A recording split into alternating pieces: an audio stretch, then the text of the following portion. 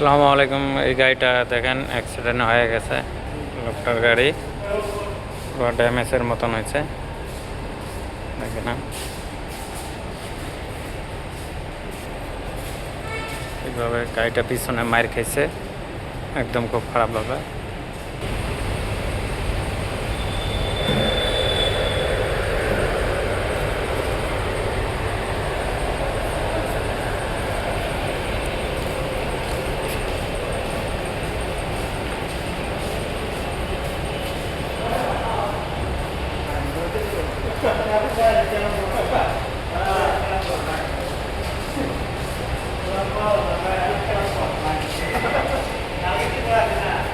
এই গাড়িটা আমরা পেন্টিং করছি, ফুল গাড়ি মার খাইছিল।